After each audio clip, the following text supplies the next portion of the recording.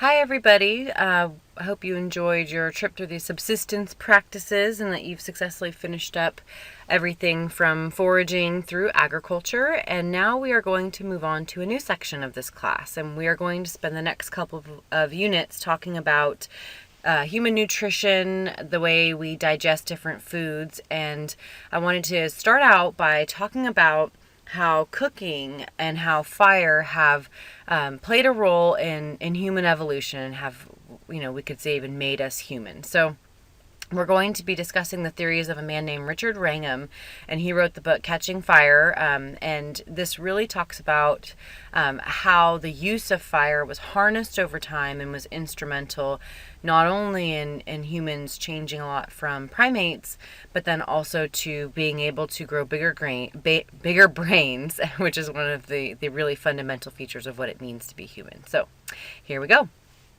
Here's Richard Wrangham. He studies primates, the behaviors of primates, and makes a lot of comparisons between humans and chimpanzees. He is a professor at Harvard University. He studies biological anthropology, and he's pictured here with a gorilla skeleton and holding a chimpanzee skull. So you can kind of see him hanging out with some of his primate friends there.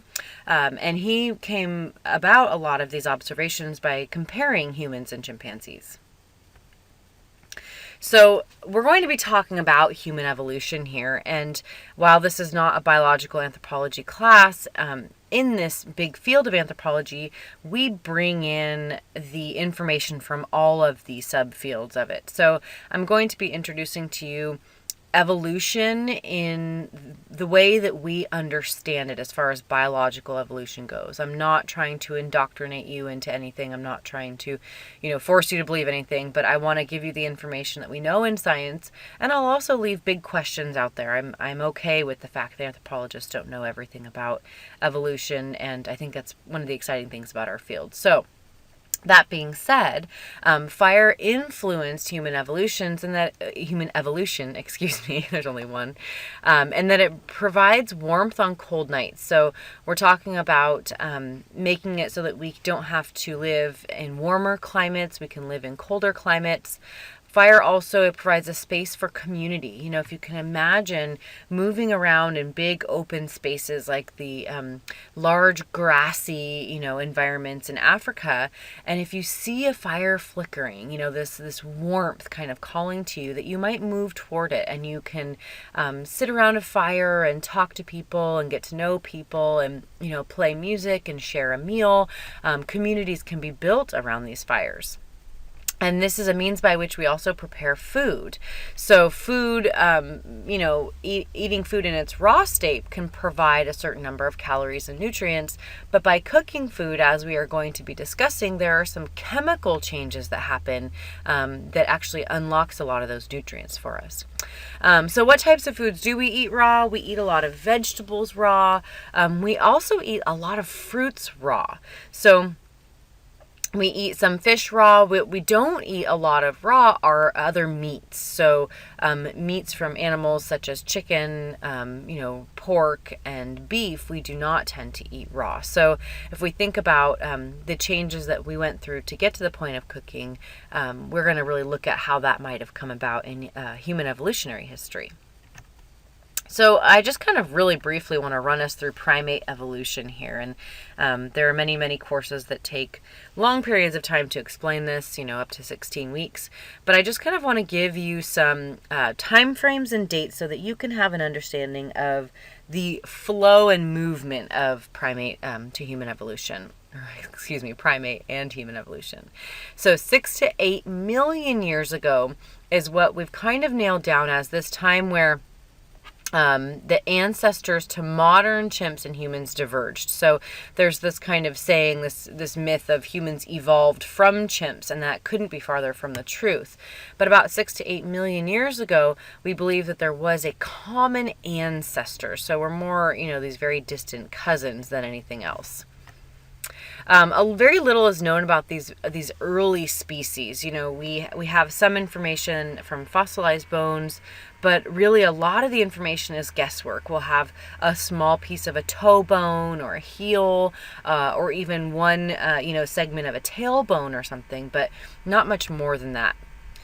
Human and chimpanzee DNA is over 98% identical.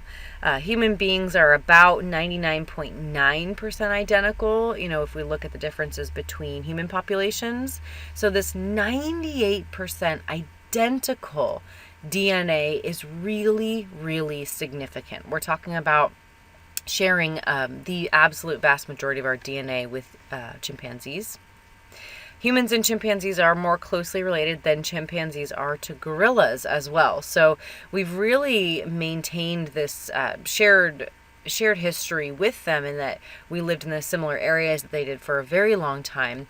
And we're going to look at, when we believe those big changes really occurred. So I want to talk about two significant changes in the hominid form that are a result of food. Hominid, this word right here, refers to upright walking, big-brained individuals. So we will be talking today about something called bipedalism, and bipedalism is the act of walking on two legs as the habitual form of locomotion. Put another way, that's the way we get around. So humans are the only ones that do that who are alive today, but earlier individuals, who we call hominids, were also using just their hind legs to get around for a while too. So the first change that we see, of the two significant changes, the first one that we see was around 2.5 million years ago. MYA stands for millions of years ago. And this change was most likely the result of changes in the consumption of meat. So you can see this hominid here, and this isn't obviously an artistic recreation. It's not a photograph, and it's nothing that was painted and left behind by these early hominids. But you can see what this individual is doing is they are chipping away at rocks to make tools. So in this individual's left hand, they've got the rock that they're trying to shape, and in the right hand, they have another rock that they're using to flake away smaller pieces of this rock to make the desired form. And you can see around his feet, there's this area. These are basically the cast-offs from what they are creating or what he is creating. And we find areas like this a lot where we can tell that they had kind of this like tool industry that's going on, where they were creating and shaping tools in the likeness that they wanted them, in the form that they wanted them, over and over and over again. So this wasn't an accident. Someone didn't just drop a rock and it got sharp. That may have been the first way they discovered that they could do it, but this is where we start to see them actually taking advantage of the environment and creating the forms in the way that they want them. So we do know that they started consuming more meat, and also that the brain size increased drastically. So we start to see an increase in the size of the brain. There is evidence of this primitive or ancient tool use. So they were actually creating these tools. But I do want to mention some of the important body kind of shape and size differences. And this is that they had short legs, long arms, and still fairly small brains compared to anatomically modern humans. So humans that we have today, we are Homo sapiens, and we also call ourselves anatomically modern. And that spreads back to individuals that we find in the fossil record who look human and for all intents and purposes are human, but we can't prove it. So these guys had short legs, long arms, and small brains, and this is still indicative of some of those primate features. They also retained the ability to consume and digest fibrous plant food. So you and I cannot digest something called cellulose. Cellulose is found in grasses, it's found in leaves, in bamboo, and a lot of these are kind of woody plant foods, plant sources, and we don't have the ability to break that down, but we think that these guys did. And when we do analysis of the teeth that we find left behind, we can basically look at their ancient plaque and find that they were eating some of these, or at least chewing on some of these fibrous plant sources. Okay, here's the next big change that I want you to know about. And this individual is named Homo erectus. You've probably heard of Homo erectus before. But Homo erectus is the first hominid that most closely resembles modern humans. So Homo erectus first appeared approximately 1.8 million years ago. So we're jumping from that 2.5 mark to 1.8 million years ago. This is still a really, really long time ago. We see a significant increase in the Homo erectus brain size. Modern humans have a brain size of about 12 to 1500 cubic centimeters. So you and I are somewhere in this 12 to 1500 cubic centimeter range. Chimpanzees are in the 4 to 600 cubic centimeter range. So we have a brain that's about 3 times the size of the chimpanzee brain.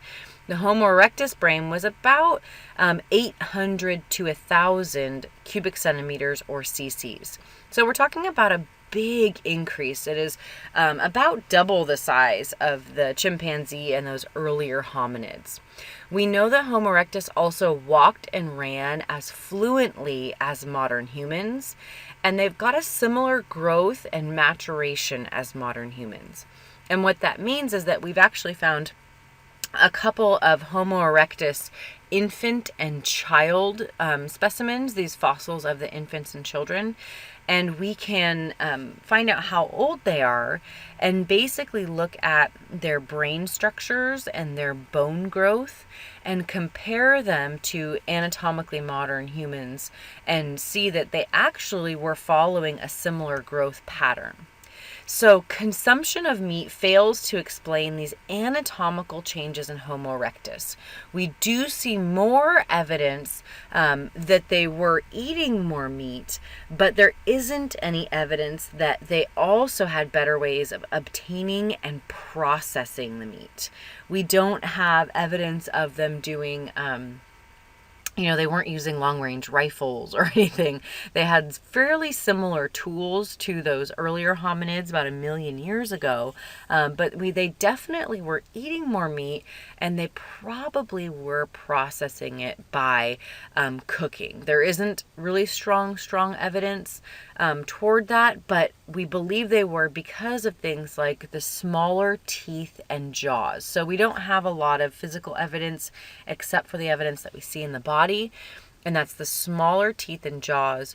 And we see smaller teeth and jaws from these individuals who were cooking meat. So our teeth and jaws have continued to get smaller.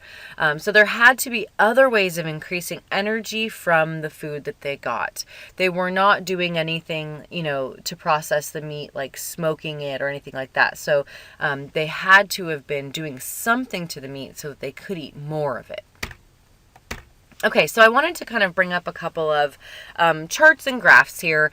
This one you can see is a chart of human evolution. So this is millions of years ago down here on this axis on the left side of this chart. And then to the right is just kind of the movement toward humans. So here are Homo sapiens right up here. That's us. We've got Neanderthals right here, or Neanderthals. Here's Florensis, which is actually kind of like a very, very small human.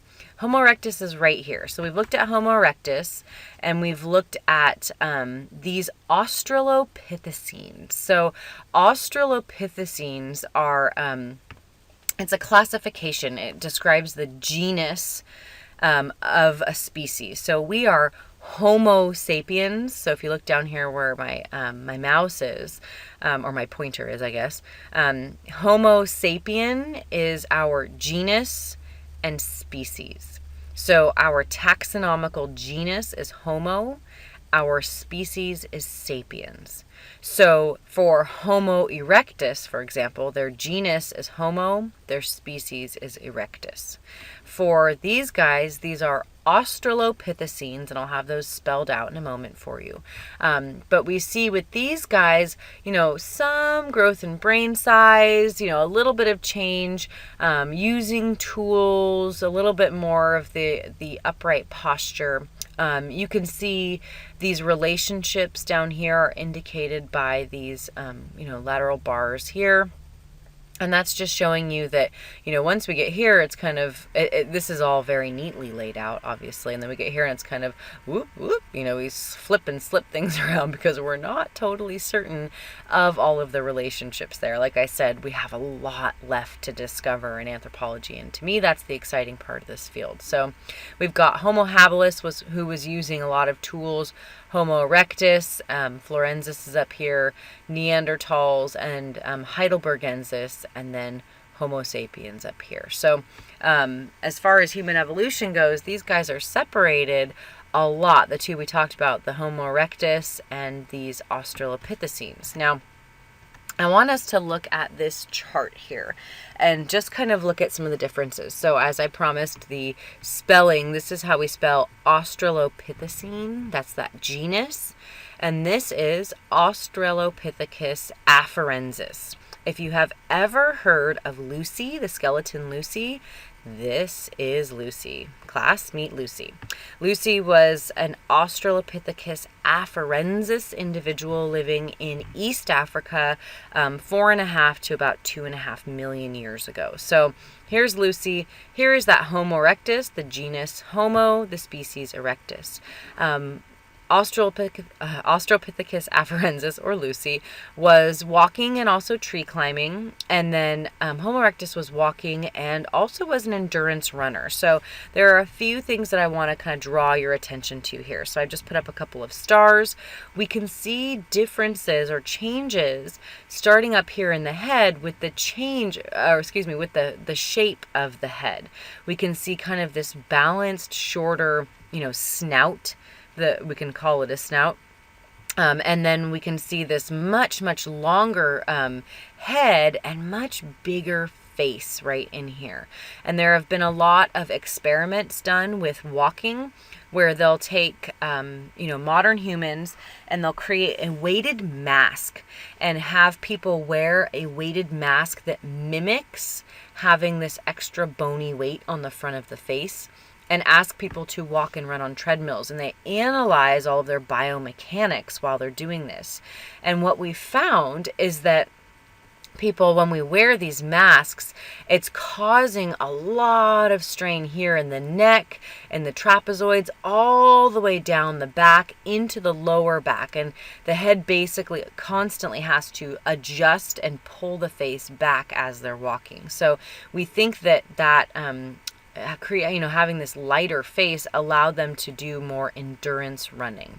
So if you want an extra credit assignment that you're interested in, go out, run, skip, hop, jog, move around, and kind of note what happens to your body. Feel what happens to your vision, how our body, stabilizes and absorbs a lot of the shock from when we're running, that allows our eyes to stay really stable. And this is a change that probably began here with Homo erectus. Okay, next is the shape of the chest. I want to draw your attention. We have this wide, flaring rib cage with these Australopithecines and a much more narrow chest that actually tapers in down here at the bottom. And this is much like the anatomically modern human rib cage or chest. This area, as we are going to be talking about later, accommodates this area in here, and we're going to be referring to this as the gut.